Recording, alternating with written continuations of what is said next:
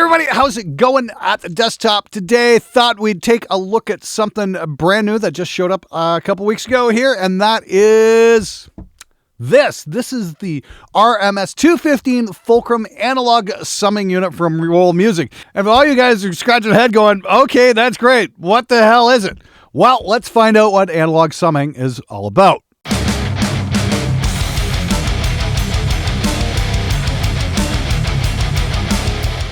All right, analog summing. What is it? Do you need it? Why should we bother? What's the big freaking deal?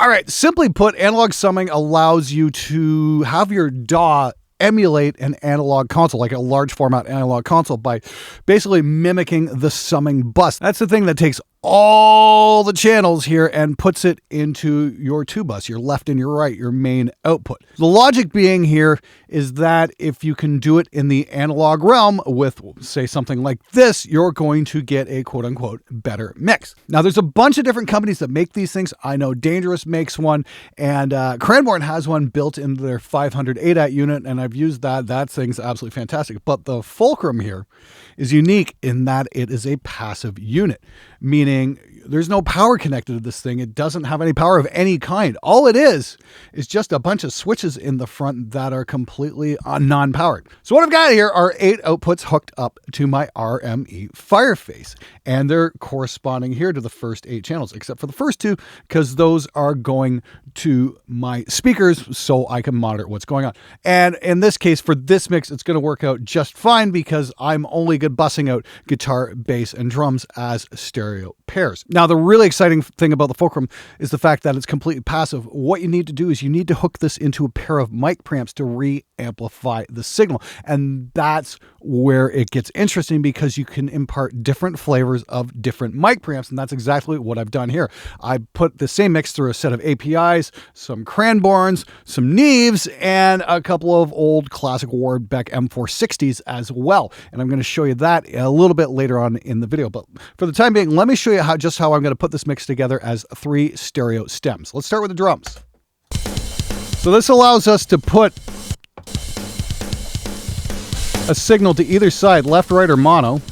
We're going to do the same thing here. So 3 is left, 4 is right. Pretty simple stuff.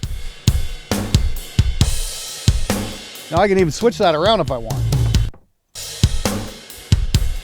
Now the ride's on the opposite side in case we get the panning wrong or we want to change something down the road. We have that option. That's really cool. But if we want to go straight up mono, we can do that as well.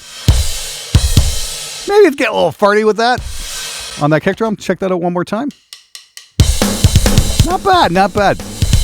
Remember, kids, good mono compatibility is the sign of a very good mix. And I just happen to be handed amazing drum tracks from Jackson Ward, so he kind of makes it easy. So let's drop in the rest of the mix. Throw a little guitar in. And bass.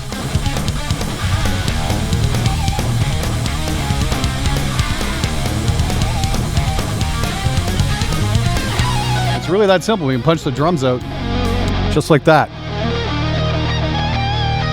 Or just hear the bass. Pretty simple stuff.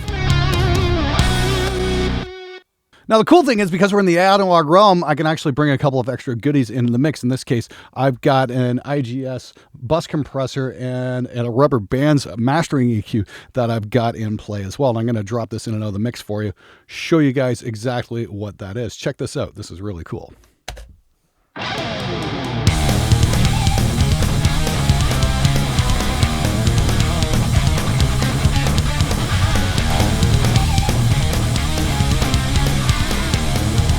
Just using that for a real subtle shift, a little bit of bus compression, just a tiny, tiny, tiny bit of EQ. I find the rubber band's EQ is extremely powerful, so it's very easy to overdo it.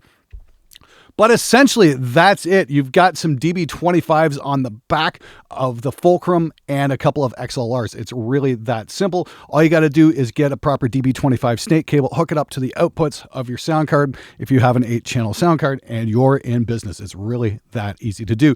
All you got to do is just make sure you've got your routing and your DAW correct. In this case, I've got drums going to one output, guitars are going to another,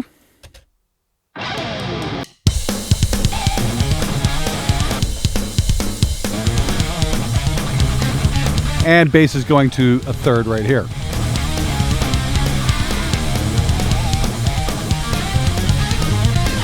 Now, my one recommendation is if you're using a pair of mic preamps that are not stereo stepped like the Cranborns are or the Neves, in this case, I'm going into a pair of APIs, I'd recommend soloing up your snare drum and just leveling your preamps that way so you get a perfect match on the bus, on the return, so that way you know you're going to get a perfect stereo image. We're pulling to the side just ever so slightly on this. I'm going to bring this up just a bit.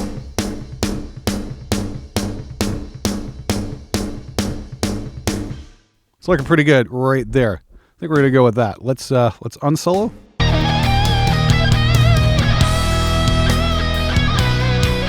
Of course, I got this pulled back a little bit.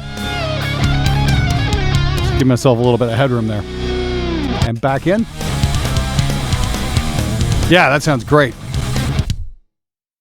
I'm really happy with the sound of that right there. If you guys want to know what the real effect is, what I did was a shootout a little bit earlier today with a whole bunch of different mic preamps, and I've got them ready for you right now. So we're just going to kind of go through these real quick. We're going to start off with just the digital mix. Now, this is completely in the box with Reaper, and then I'm going to show you guys what happens when we bring in various preamps, and maybe we can do a couple null tests just to hear what kind of difference we're getting. So here's our bass line. Here's our control. This was the mix I got earlier a couple weeks back. This was from that Soldano demo that I did that a lot of you guys liked, and check it out here. So this is just complete Reaper digital plugins, no analog realm whatsoever.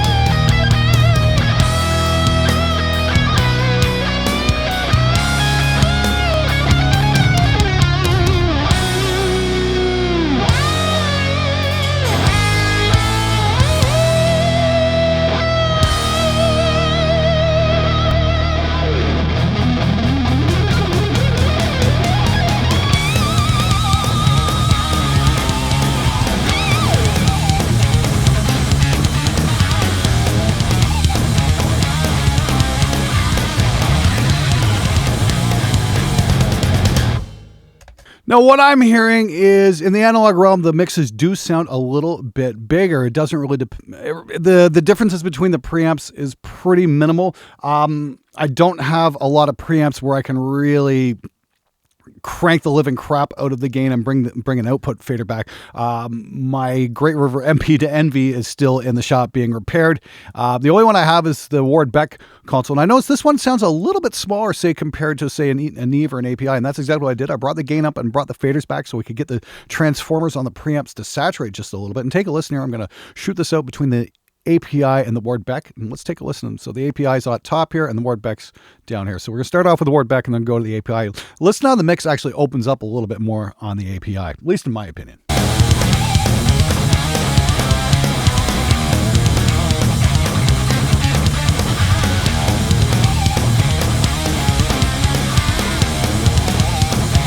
Almost if the Ward Beck sounds a little bit smaller, there's a little less bottom end going on. Again, if we shoot this out against the Neve, the Ward Beck and the Neve, it's a nice subtle shift.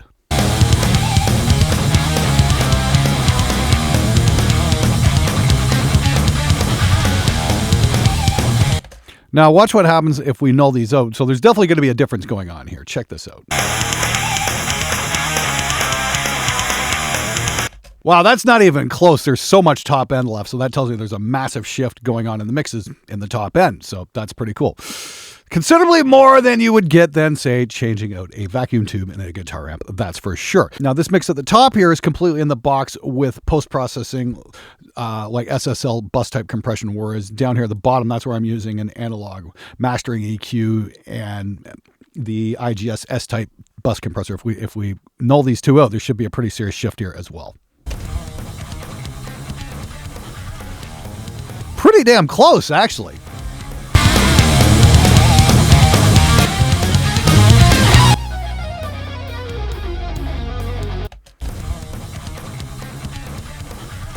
Seems to be mostly in the snare drum, and the bass guitar is being affected by the bus compressors. Let's see what's going on here with the cranborn stuff. Let's shoot out the APIs and the cranborns.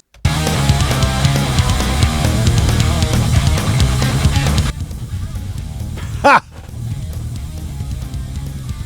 Wow, what a shift going on in the bottom end there. The cranborn has the mojo knob, and those things are absolutely fantastic. They're kind of two different versions. There's the thump and the cream, and the thump's obviously some kind of low end lift, and the cream kind of compresses the top end a little bit. I like the thump sound a lot more. And of course, we've got the clean version with the mojo turned off completely. And that's just more of a top end shift between the two pre's. Just by null testing some of this, we can hear the frequency shifts going on from preamp to preamp to preamp. It's pretty subtle in some cases, but I got to say, overall, the difference between going from all in the box and using Reaper's mix bus to going out of the box, doing it here on the fulcrum, and then sending it back into your DAW, the difference is night and day. All right, so let's do one last test here. Let's check the Reaper mix against the Neve. I've got these time aligned correctly, and I'm just going to show you guys what happens when we try and do a null test.